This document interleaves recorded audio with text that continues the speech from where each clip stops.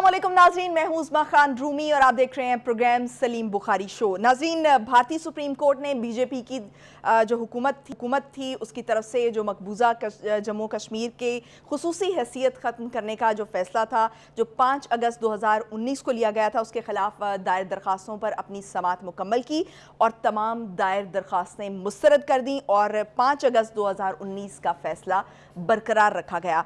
पाकिस्तान ने भारतीय supreme court के इस फैसले को मुस्तरद कर दिया है। पाकिस्तान को किस तरह से रिस्पॉन्ड करना चाहिए और क्या अक़वाम मुत्तहिदा और OIC में ये मामला उठाया जाना चाहिए और किस हद तक ये इफ़ेक्टिव साबित हो सकता है, इस पर बात करेंगे। साथ ही साथ हम इसराइल गज़ा की मौजूदा जो सूरत हाल है उस पर बात करेंगे। दूसरी जानिब नाज़रीन, सुप्रीम कोर्ट में चीफ जस्टिस ऑफ पाकिस्तान और जस्टिस अतर मिनल्ला पर मुश्तमिल एक बेंच जिसने एक नहायत अहम केस की समाअत की, वो केस था मीर बादशाह कैसरानी नाअहली केस, जिसमें नाअहली की मुद्दत के तयन के मामले पर एक मरतबा फिर से डिस्कशन हुई और कुछ इक़दामात इस हवाले से उठाए गए। इस पर बात करेंगे कि इन इक़दामात का क्या इफ़ेक्ट होगा, क्या इसके असरात मुरतब होंगे और किस तरफ ये इस केस को लीड करेगा और किन किन केसेस पर यह असरअंदाज हो सकेगा। आखिर में नाज़रीन हम डिस्कस करेंगे कि पेट्रोल की कीमतों की में कमी के बारे में एक मरतबा फिर से खबरें सरगर्म हैं, किस हद तक इनमें सदाकत है वो जानेंगे बुखारी साहब से। बुखारी साहब अस्सलाम वालेकुम। अस्सलाम, कैसी हैं आप?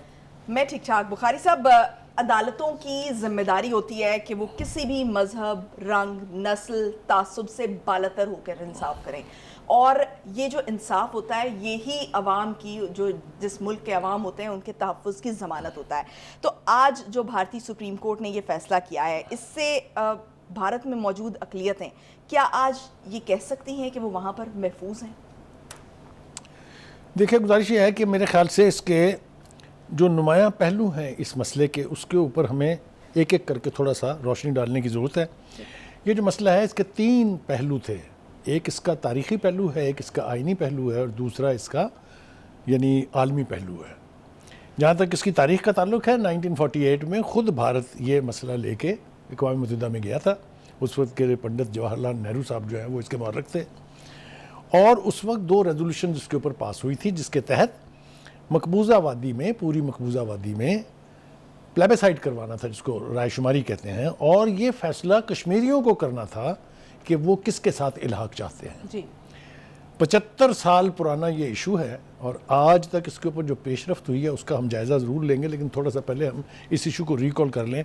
तारीख़ी पस मंज़र तो मैंने आपको बता दिया कि ये इशू यूनाइटेड नेशन के सिक्योरिटी काउंसिल के ऊपर उसकी रेजोल्यूशन की सूरत में 75 साल से मौजूद है और अगर आप पूरी रेजोल्यूशंस का जायज़ा लें जो और दूसरे अदारे हैं यूनाइटेड नेशन के, तो कोई दर्जन भर के करीब रेजोल्यूशंस जो हैं वो इसके ऊपर पास हो चुकी हैं, नतीजा 0। दूसरा पहलू है इसका आइनी। जो हिंदुस्तान का आइन था भारत का, उसके अंदर आर्टिकल 370 के तहत मकबूजा जम्मू कश्मीर को खुसूसी रियासत का स्टेटस दिया हुआ था, जिसके तहत उसको वो एक डिस्प्यूटेड इलाका जो है उसको तस्लीम किया गया। और ये सूरत हाल सिर्फ भारत ने तस्लीम नहीं की बल्कि दुनिया के जितने बड़े बड़े ममालिक हैं, चाहे अमेरिका है, भारत है, रूस है, अमेरिका है, भारत है, रशिया है, चीन है, बरतानिया है, इन सब ने उसकी यानी जो क्या जिसको मैं कहना चाहूँगा कि जो उसकी हैसियत है उसको माना हुआ है कि it's a disputed land, it's a disputed territory और इसका फ़ैसला यूनाइटेड नेशन की रेजोल्यूशन के तहत होगा।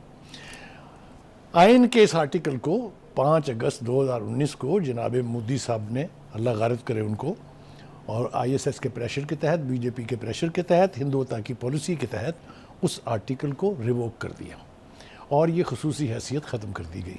उसके बाद ये मामला जो है लेके जो कश्मीरी लीडरशिप है वो सुप्रीम कोर्ट में गए, बेपनाह मुतअद्दिद दर्जनों दरख्वास्तें थी कि ये इसको वापस किया जाए, ये फ़ैसला जो है ठीक नहीं है।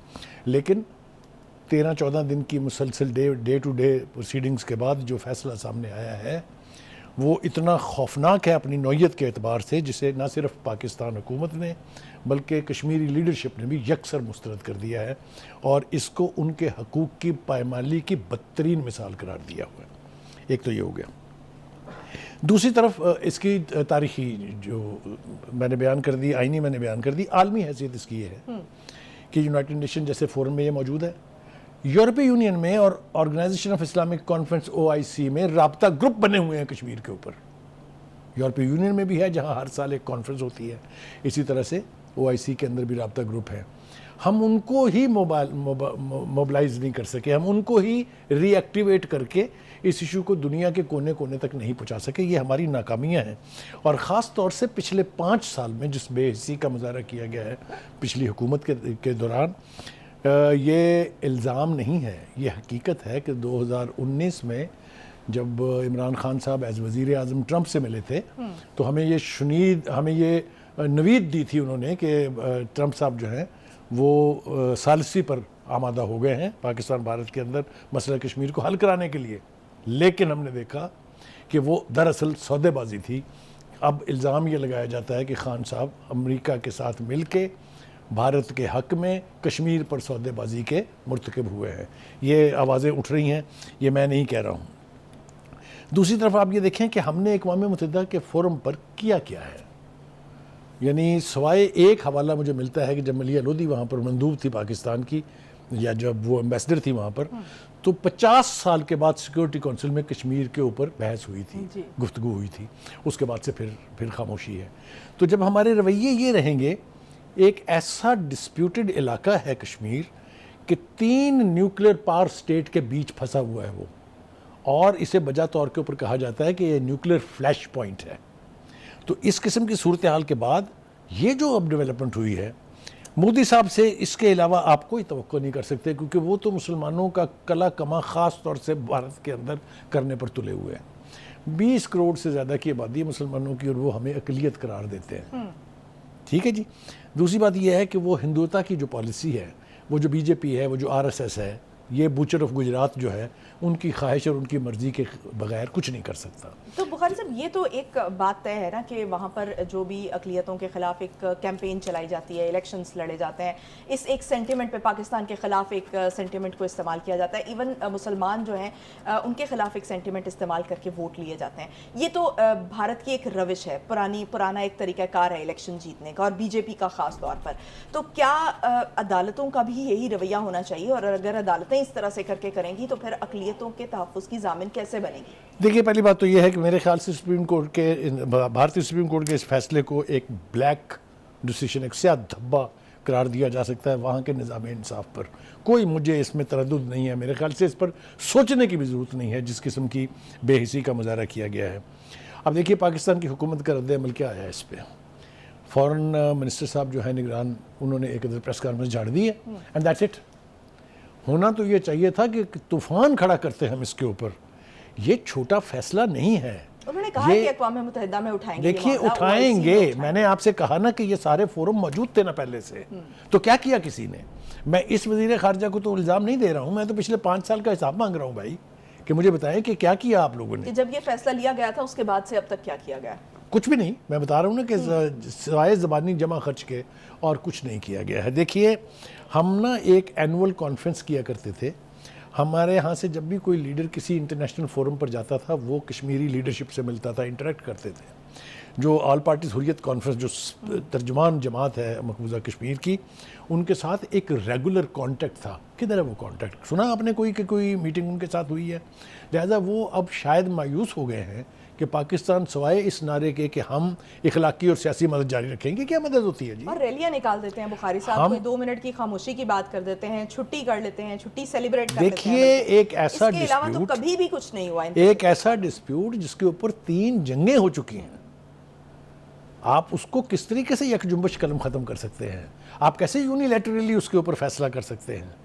اور آج وہاں جو صورتحال ہے, میں آپ کو بالکل ایمانداری سے یہ کہتا ہوں کہ 1989 کے بعد جو انتفاضہ شروع ہوا تھا, کشمیریوں نے جس جنگ آزادی کی مہم کا آغاز کیا تھا, وہ چاہے وانی کی صورت میں ہمارے سامنے آیا, وہ ختم ہونے والا نہیں ہے. تحریک آزادی جب ایک دفعہ جنم لیتی ہے تو پھر وہ کبھی ختم نہیں ہوتی ہے. وہ آج جو صورتحال وہاں ہے, وہ فیض کی ایک نظم ہے مجھے یاد آ رہی ہے, بنے ہیں اہل ہوس مدعی بھی منصف بھی, کسے وکیل کریں کس سے منصفی چاہیں, جو آج تجھ سے جدا ہیں تو کل بہم ہوں گے, یہ رات بھر کی جدائی تو کوئی بات نہیں. کہنے کا مطلب یہ ہے کہ کب تک آپ کشمیریوں کو ان کی آزادی سے یعنی انحراف کرتے رہیں گے. ایک دن ہمارے ہاں جو کشمیری ہیں ان کے جذبات پوچھ کے دیکھیے آپ.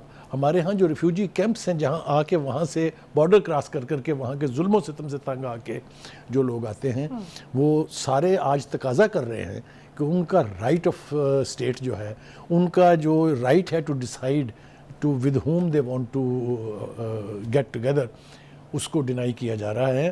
میں آپ کو پھر ایک بار کہوں کہ ہمارے ہاں ظلم یہ ہوئے کہ وہ جو جنگ آزادی تھی وہاں کی, اس میں جو یہاں کے مسلمان جو ہیں جس جلولے جس قوت کے ساتھ سٹرائک کرتے تھے وہ تو ہم نے روک دی انٹرنیشنل پریشر میں آ کے, ہندوستان کے تقاضے پر آ کے.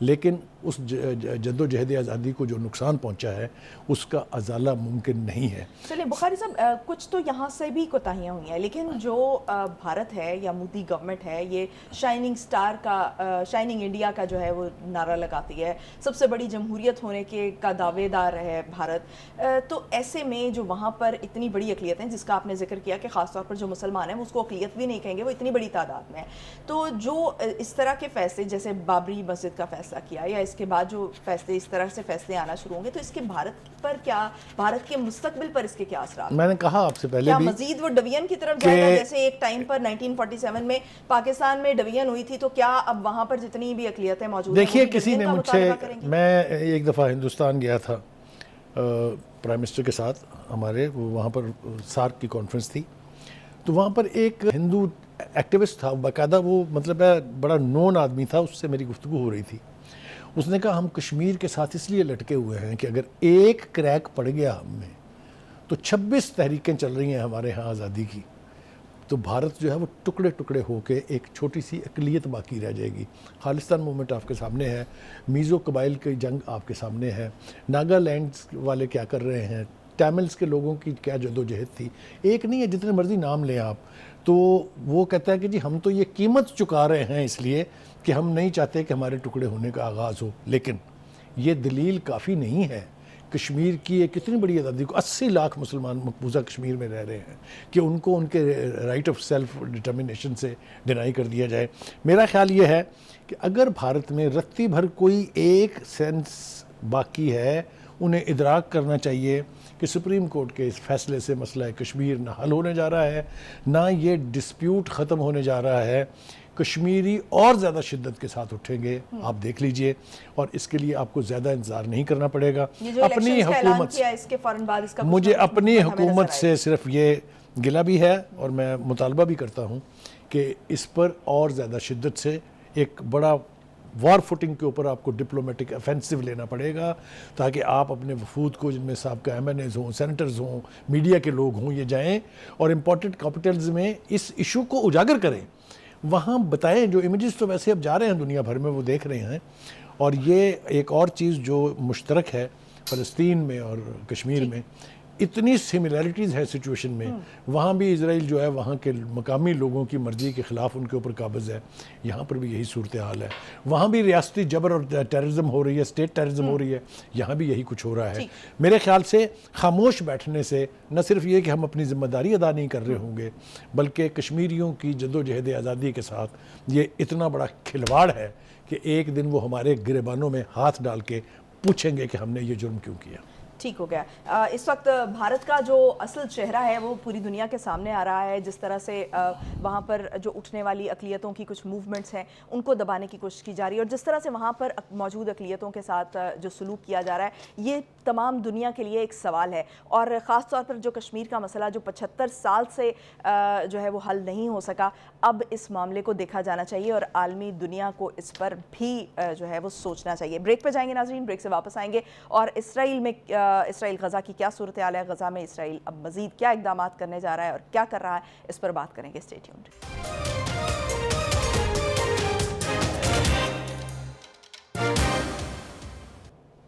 بریک کے بعد خوش آمدید ناظرین. اسرائیل کی جارحیت کو کور دینے کے لیے مغربی اور امریکی حمایت جو ہے وہ بڑی سفاکی سے اس وقت جاری ہے. بخاری صاحب, جمعے کو جو متحدہ عرب امارات کی طرف سے جو ایک قرارداد پیش کی گئی جس میں 15 میں سے 13 اراکین نے اس کے حق میں ووٹ دیا, لیکن امریکہ نے اس کو ویٹو کر دیا, یہ کہہ کر کہ ہم جنگ بندی کے اس لیے خلاف ہیں کیونکہ ان کا دعویٰ یہ ہے کہ اس سے صرف حماس کو فائدہ ہوگا. تو کیا جو اتنا انسانوں کا جو قتل عام ہو رہا ہے اور جو بنیادی انسانی حقوق ہیں ان کی پامالی جاری ہے بڑی تیزی سے، اور جس حد تک ظلم و بربریت جاری ہے، کیا یہ وہ ان کی ایگو کی سیٹسفیکشن کے لیے یہ ساری چیزیں ضروری ہیں؟ دیکھیے، پہلی بات تو یہ ہے کہ جو فلسطینیوں کی نسل کشی کی جا رہی ہے، جو خون ریزی ہو رہی ہے وہاں پر، اس سے جو امریکہ اور جو ویسٹ ہے اس کے جو انسانی حقوق کے ماما بننے کے، چیمپئن بننے کے جو دعوے تھے، وہ چکنا چور ہو کے زمیں بوس ہو گئے ہیں۔ وہ اب کسی کو شاید منہ دکھانے کے قابل نہیں رہیں گے، اس لیے کہ ان کے اوپر جس قسم کا کرٹیسزم ہو رہا ہے، آپ نے یہ دیکھا، یہ ہم نہیں کہہ رہے ہیں، انہی کے ملکوں کے اندر جو آوازیں اٹھی ہیں، یہ بات درست ہے کہ اقوام متحدہ بقول خود سیکرٹری جنرل گوترس کے، اینٹونیو گوترس کے، کہ مفلوج ہو گئی ہے غزہ کے معاملے پر، لیکن عالمی رائے عامہ جاگ اٹھی ہے۔ وہ بھی ایک بہت بڑی قوت کا نام ہے، وہ بھی ایک اپنی طرح کی یونائٹڈ نیشنز ہے۔ وہ اپنی حکومتوں کے اوپر اتنا پریشر ڈالیں گے، آپ نے دیکھ لیا برطانیہ کو ابسٹین کرنا پڑا اسی ریزولوشن کے حوالے سے۔ یہ پہلی دفعہ ہوا ہے کہ امریکہ جس کے حق میں ہو اس کے خلاف وہ ووٹنگ میں حصہ نہ لے۔ تو یہ ایک تبدیلی آ رہی ہے، یہ تبدیلی جو ہے یہ کوئی نہ کوئی رنگ لے کے آئے گی ایک طرف۔ دوسری طرف یہ کہ وہ بقول فیض کے، مجھے بعض اوقات فیض بلا وجہ یاد نہیں آتے ہیں، میں آپ کو بتاتا ہوں اس کی وجہ، کہ نثار میں تیری گلیوں پہ آئے وطن کے جہاں، چلی ہے رسم کے کوئی نہ سر اٹھا کے چلے، جو کوئی چاہنے والا طواف کو نکلے، نظر چرا کے چلے جسم و جاں بچا کے چلے۔ یہ فیض صاحب کی نظم ہے۔ آپ کو یاد ہوگا کہ 60 کی دہائی میں کے آخر میں وہ بیروت جا بسے تھے، کیونکہ یہاں پر کی حکومت جو اس وقت تھی، ملٹری ڈکٹیٹرشپ تھی، اس میں ان کا جینا جو ہے وہ حرام کیا ہوا تھا۔ تو وہاں سے جا کے انہوں نے ایک میگزین نکالا تھا طلوع کے نام سے، جس نے بنیادی طور پر وہاں فلسطین کی جو جدوجہد آزادی ہے اس کو اجاگر کیا تھا۔ تو یہ ریفرنس میں نے بلا وجہ نہیں دیا ہے، ایک بات یہ ہوگی۔ دوسری طرف یہ کہ حماس کو ختم کرنے کی جو خواہش ہے نیتن یاہو صاحب کی، وہ یقینی طور پر ایک دن انہیں لے ڈوبے گی، اس لیے کہ پورے اس عرصے میں ہم نے قتل و غارت گری کی جو انتہا دیکھی ہے، میرا نہیں خیال کہ لیونگ ہسٹری میں نے اور آپ نے یہ دیکھا ہو۔ اس کے باوجود آج تک فلسطین کے ایک شخص نے حماس کے بارے میں ایک لفظ نیگیٹو نہیں کہا۔ اس کا مطلب یہ ہے کہ پوری فلسطینی قوم حماس ہے، اور قوموں کو نہیں ختم کیا جا سکتا، جتنی مرضی آپ خواہش کر لیں اس کی، یہ ممکن نہیں ہے۔ دیکھیے اس وقت صورتحال یہ ہے کہ ریئلائزیشنز آ رہی ہے قوموں کو۔ فرانس کے صدر میکرون نے کہا تھا جب وہ قطر آئے تھے کہ حماس کو ختم کرنے کی خواہش جو ہے اس کے لیے اسرائیل کو ابھی 10 سال جنگ لڑنی پڑے گی، اس لیے کہ وہ زمینی حقائق سے واقف ہے۔ ان کو معلوم ہے جو ایک نئی طرف کو یہ پوری صورتحال جانے والی ہے، میں اس کا اپنے پروگرام کی وساطت سے ذمہ داری سے اظہار کرنا چاہتا ہوں کہ یہ تو بالکل ٹھیک ہے کہ آپ چن چن کے حماس کو یا حماس کے لوگوں کا قتل عام کر رہے ہیں، لیکن ایک ایک جان کی قیمت آپ نے چکانی ہے۔ اسرائیلیز جو ہیں ان کو یہ معلوم ہونا چاہیے کہ حماس صرف غزہ میں نہیں بستی، حماس دنیا کے ہر کونے میں ہے جہاں جہاں فلسطینی ہے، اور وہ مسلمان تنظیمات جو سمجھتی ہیں کہ بہت زیادتی ہو رہی ہے فلسطین کے ساتھ، اگر وہ انہوں نے فیصلہ کر لیا بدلہ لینے کا، تو نہ کوئی امریکی، نہ کوئی برطانوی، نہ کوئی اسرائیلی، کوئی یہودی اپنے آپ کو پھر محفوظ نہ سمجھے۔ یہ جس طرف بات جانے والی ہے، خون پھر دنیا جہان کی سڑکوں اور گلیوں میں بہے گا۔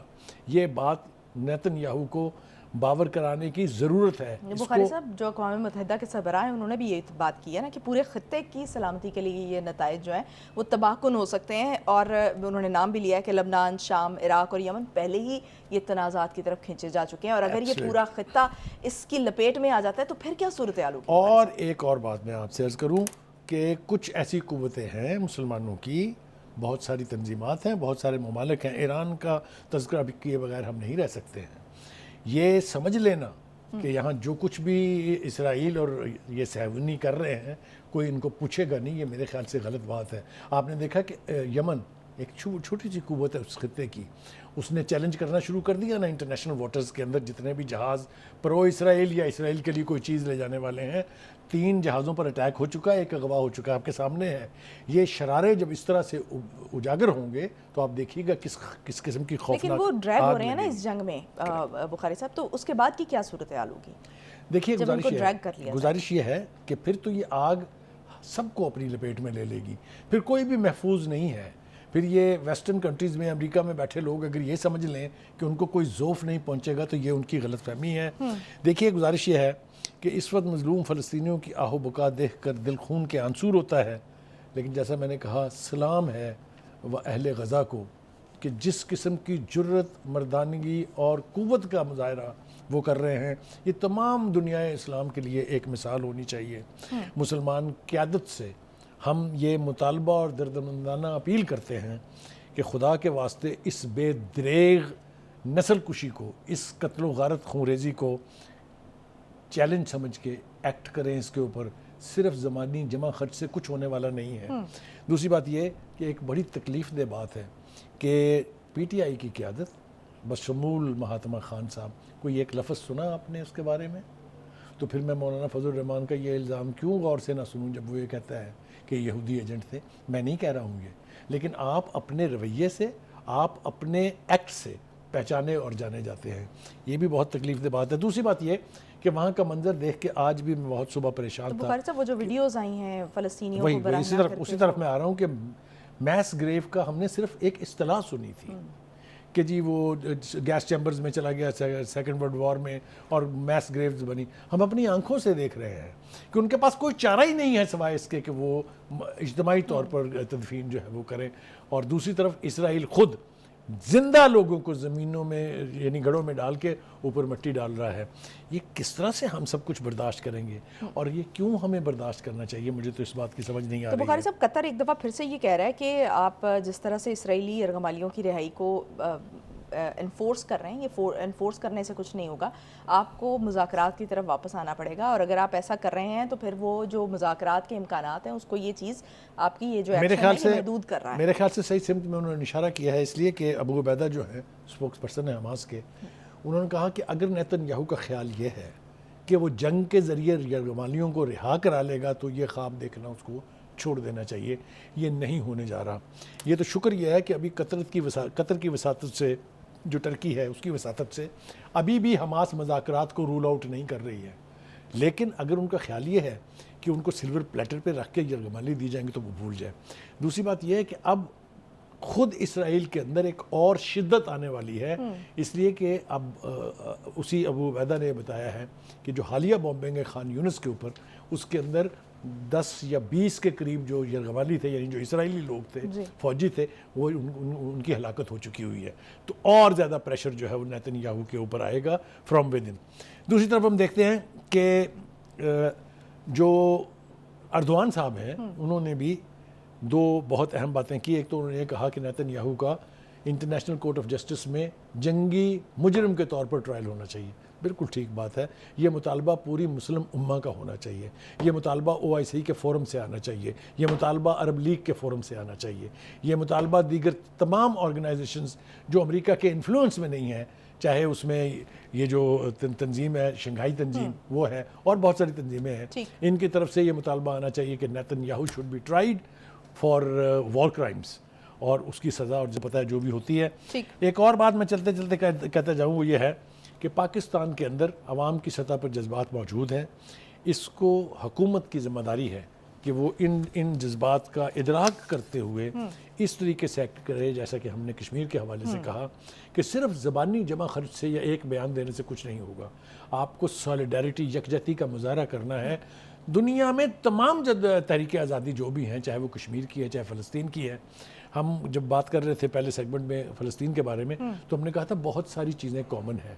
آپ دیکھ لیجئے، آپ جتنا ڈیپلی اس کو غور کریں گے آپ کو پتہ چلے گا کہ دونوں جگہ پر مسلمان جو ہیں وہ خون ریزی، نسل کشی کا شکار ہیں۔ تو یہ وارننگ سگنل ہونا چاہیے ان تمام مسلمان حکومتوں کے لیے بھی کہ اگر انہوں نے اپنے عوام کے جذبات کو سمجھ کر ایکٹ نہ کیا تو پھر اللہ جانے کیا ہوگا۔ یعنی جو عوام کی پلس ہے اس کو دیکھیں اور جو حکومتیں ہیں وہ اس کے مطابق ایکٹ یا ری ایکٹ کریں۔ بریک پہ جائیں گے ناظرین، بریک سے واپس آئیں گے اور نااہلی کی مدت کے تعین کا معاملہ ایک مرتبہ پھر سے زیر بحث ہے اور اس وقت سپریم کورٹ میں زیر بحث ہے۔ کیا معاملہ ہے یہ، اس پر بات کریں گے، اسٹے ٹیونڈ۔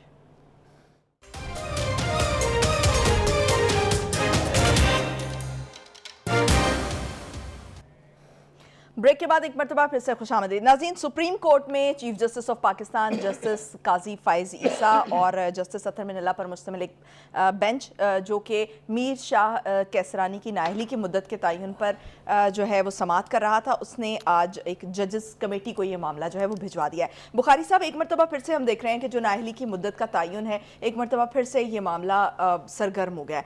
किस तरफ ये लीड करेगा? जी, सुप्रीम कोर्ट के चीफ जस्टिस ने आज जो रिमार्क्स दिए हैं उसकी रोशनी में एक तो ये मामला जो है एक बाकायदा बेंच के सपुर्द हो गया है और इसके ऊपर हेयरिंग होगी और फैसला जो है वो सामने आ जाएगा।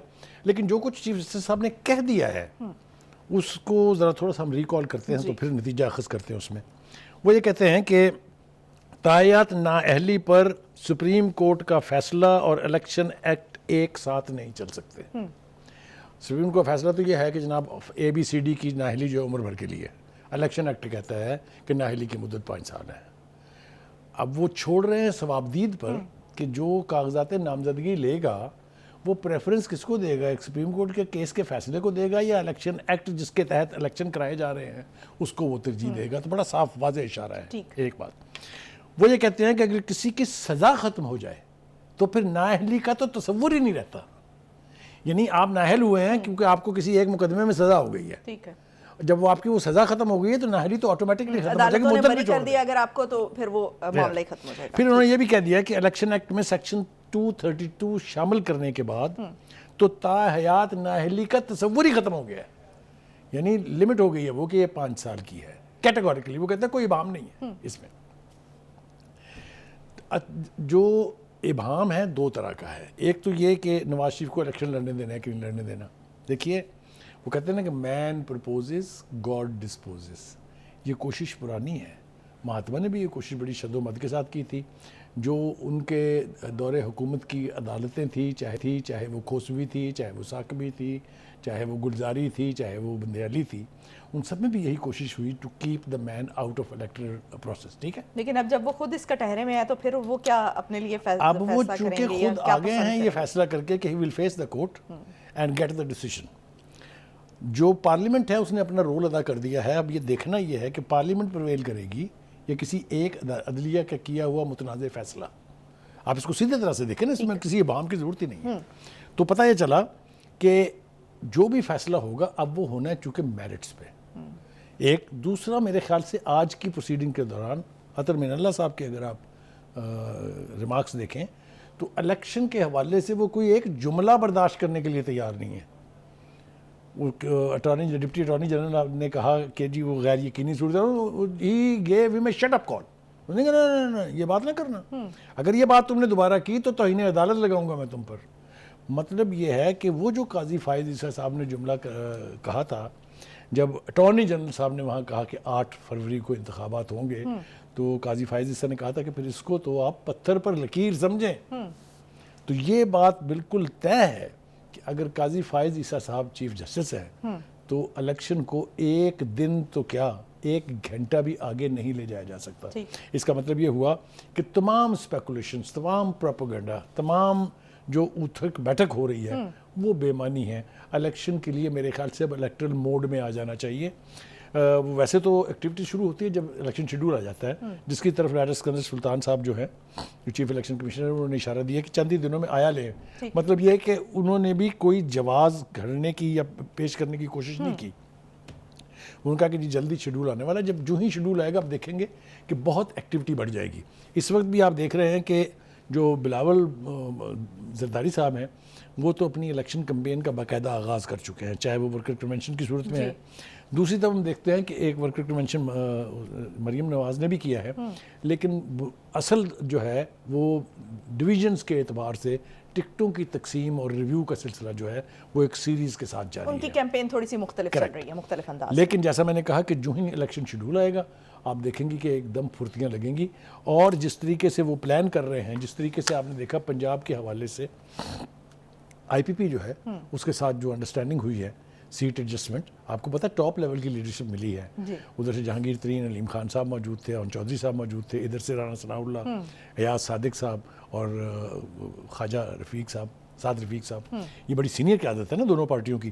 तो इन्होंने बैठ के आपस में एक नतीजा अखज़ कर लिया है और वो जो रिकमेंडेशंस हैं वो पेश कर दी गई हैं नवाज शरीफ साहब को। اب اس کے اوپر لے دے وہ کہتے ہیں نا گیو اینڈ ٹیک کا مسئلہ ہوتا ہے اس کے اوپر. اگر ان کی انڈرسٹینڈنگ ہو جاتی ہے تو پھر پنجاب میں کم از کم آپ یہ کہہ سکتے ہیں کہ آپ انڈرمائن نہیں کر سکتے پاکستان مسلم لیگ نواز کو. مختلف قسم کی آوازیں ہم سن رہے ہیں, کوئی کہتا ہے جی ان کو 85 سیٹیں ملیں گی, کوئی کہتا ہے جی 100 ملیں گی, کوئی کہتے ہیں جی اس میں سے 20 ان کو چلی جائیں گی وغیرہ وغیرہ. یہ ساری اسپیکولیشن ہے. لیکن جوں وقت گزر رہا ہے یہ لگ رہا ہے کہ پنجاب کے اندر مسلم لیگ نواز کی پوزیشن بہتر ہونے جا رہی ہے, خاص طور سے جو کاف کے ساتھ ان کی انڈرسٹینڈنگ ہوئی ہے. کاف اور I P P they are factors in Punjab, بڑے فیکٹرز ہیں. اور جو نون لیگ ہے وہ پراپر اس پہ ورکنگ کر رہی ہے جو اس نے آتے ساتھ جو نواز شریف نے کہا تھا کہ ہم سب کو ساتھ ملا کر. ہاں میرے خیال سے وہ ہی is trying to translate his vision اور ہز ڈیسیژن انٹو ریئلٹی. اور اگر یہ ایسا ہوتا ہے تو یقینی طور پہ ایک ایسی حکومت جو نمائندہ حکومت ہو ہر سیگمنٹ کی سوسائٹی کی, وہ یقینی طور پہ زیادہ مضبوط. اور ٹھیک ہے بخاری صاحب, جاتے جاتے پیٹرول کی قیمتوں میں خبر سن رہی ہوں کہ کمی کا امکان ہے, کیا خبر ہے اس کی؟ دیکھیے یہ اب ہم بہت محتاط ہیں اس حوالے سے, پہلے بھی ہم نے ایک دو دفعہ اسپیکولیشنز کی تھی کیونکہ لگ رہا تھا کہ قیمتیں جو ہیں وہ چونکہ کم ہونے والی ہیں. اب یہ ہے کہ انٹرنیشنل مارکیٹ کے اندر قیمت جو ہے وہ پر بیرل بہت کم ہوئی ہے. یعنی ایک دم سے آپ یہ دیکھیے کہ میڈیا رپورٹس کہتی ہیں کہ 13 روپے پٹرول کی اور 15 روپے ڈیزل کی قیمتوں میں کمی شاید ہوگی, اور وہ اس نتیجے میں ہوگی کہ انٹرنیشنل مارکیٹ میں جو پرائسز ہیں, عالمی منڈی میں پٹرول کی فی بیرل قیمت $5.49 کی کمی کے بعد اور 94.95 ہو گئی ہے, جبکہ ڈیزل کی قیمت $5.13 کم ہو کر $100.05 تک گر گئی ہے. تو یہ جو $5-6 کا امپیکٹ ہے یہ ہو نہیں سکتا کہ اس کا ٹرکل ڈاؤن افیکٹ نیچے نہ آئے. اب دیکھنا یہ ہے کہ ہمارے سر پر ایک تلوار وہ بھی تو لٹکی ہوئی ہے نا آئی ایم ایف کی, لیکن اس کے باوجود ہمیں نگران حکومت کی انٹینشن پر کوئی ڈاؤٹ نہیں ہے کہ وہ چاہتے ہیں کہ ریلیف جو ہے وہ ڈائریکٹ عوام الناس تک پہنچے. اگر اسی اسپرٹ میں کام کیا گیا تو شاید اچھی خبر جو ہے وہ 15 دسمبر کی رات کو 12 بجے تک عوام الناس تک پہنچ جائے. یعنی ہمیں امید رکھنی چاہیے کہ پیٹرول کی امید میں دنیا قائم ہے, پھر سے جو ہے وہ کم ہوگی. ناظرین آج کے لیے اتنا ہی, مجھے دیجیے اجازت. پاکستان کی ہمیشہ پائندگی کی دعا کے ساتھ اللہ حافظ.